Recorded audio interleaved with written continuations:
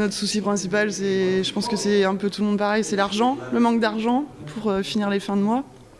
Et pourtant on travaille, mais on n'a pas assez d'argent pour finir les fins de mois.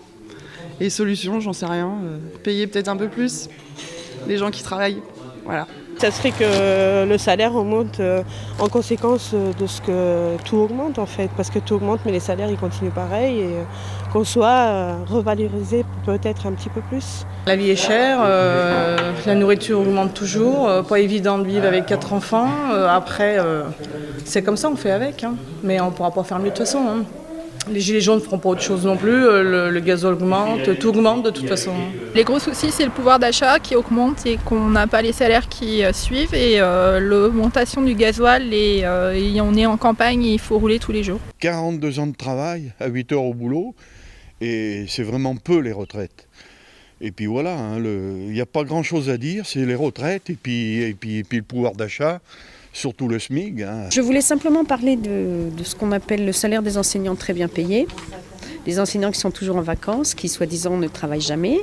Donc je pense qu'il faut regarder l'envers du décor. C'est-à-dire qu'un enseignant part le matin de bonne heure, rentre très tard le soir. Souvent, on n'a pas le temps de poser les pieds le midi parce qu'il est toujours en train de préparer quelque chose, de ranger, de gérer le travail, gérer les parents. Et en plus, le salaire n'est pas si bon. Contrairement à ce qu'on peut penser, le salaire n'est pas tellement élevé. Le salaire est gelé le point d'indice est gelé depuis 10 ans à peu près. C'est la désertification des petits villages, les gens qui sortent moins, vieillissement de la population aussi. Donc il faut compenser par de nouvelles activités, de nouvelles idées. Donc petit à petit, le commerce périclite un petit peu, quoi. Pour le déplacement, en plus, il n'y a plus de ramassage scolaire, de ramassage de cars.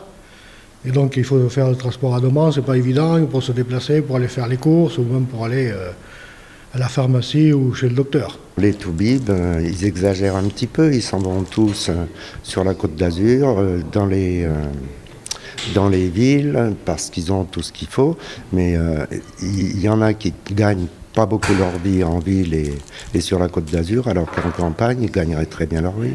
Il faudrait les inciter à les faire venir, parce qu'on essaye quand même de faire quelque chose. On leur paye des études, on leur donne un local, on leur fait pas mal de trucs, mais ils viennent pas quand même. Le problème en France, c'est tout ce qui est les problèmes administratifs.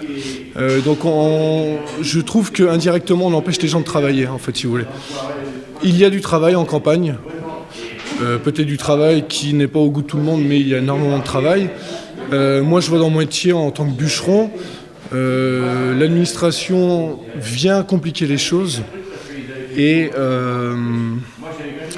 au niveau cotisation, moi je suis à la MSA, et c'est très très très compliqué. Voilà. On pourrait embaucher, on pourrait faire plein de choses seraient possibles. Mais on nous met des bâtons dans les roues simplement, quoi.